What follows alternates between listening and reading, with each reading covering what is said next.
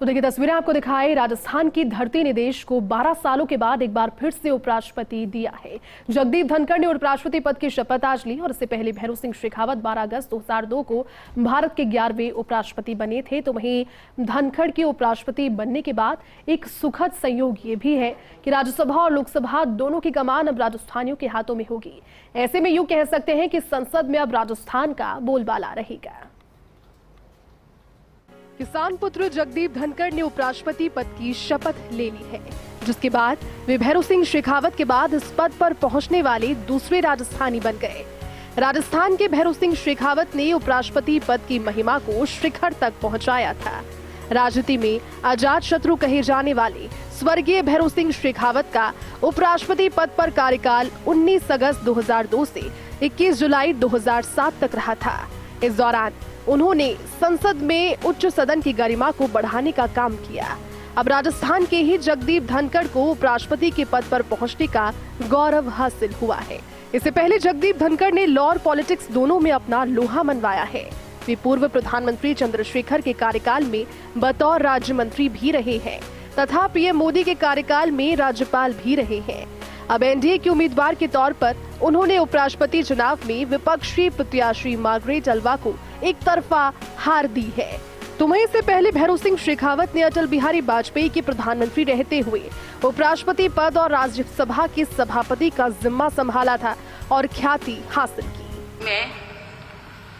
मैं जगदीप धनखड़ ईश्वर की शपथ लेता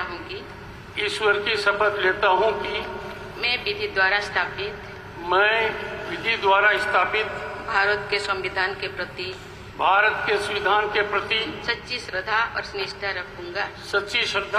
और निष्ठा रखूंगा तथा जिस पद को मैं ग्रहण करने वाला हूँ उसके कर्तव्यों का श्रद्धापूर्वक निर्वहन करूंगा। बीजेपी के संस्थापक सदस्यों में रहे भैरू सिंह शेखावत की स्वीकार्यता सभी दलों में थी।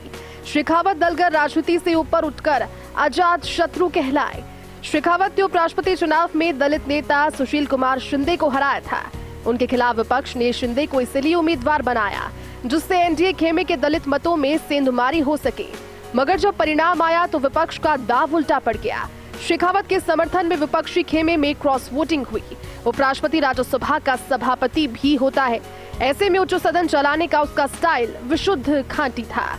उनका फोकस सदन की ज्यादा से ज्यादा बैठक करवाने पर रहा। हंगामा बरपाने वाले सदस्यों को डांटने की उनकी शैली अलग थी।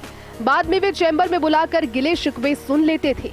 शेखावत की सबसे बड़ी खासियत निष्पक्ष व्यक्तित्व की तरह सदन को चलाना था।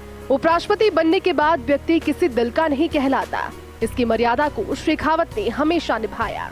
जगदीप धनखड़ की कार्यशैली भी कुछ शेखावत से मिलती है। यही कारण है कि बंगाल के गवर्नर के पद पर रहते हुए ममता बनर्जी से रिश्ते अच्छे नहीं होते हुए भी बनर्जी ने उपराष्ट्रपति चुनाव में उनके खिलाफ मत नहीं किया, या फिर यूं कहें कि दूरी बना ली। धनखड़ अपने युवा जीवन में कांग्रेस विचारधारा के रहे, लेकिन बाद में वे जनता दल के हो गए और आगे चलकर भारतीय जनता पार्टी के, लेकिन हमेशा से उनकी खुद की ही विचारधारा रही, जिसकी वजह से सभी दलों में उनके मित्र रहे और सभी दलों के नेता से सौहार्दपूर्ण रिश्ते भी रहे। जाहिर है उपराष्ट्रपति के पद और राज्यसभा के सभापति के तौर पर अब धनखड़ शेखावत की परंपराओं को आगे बढ़ाने का काम करते नजर आ सकते हैं।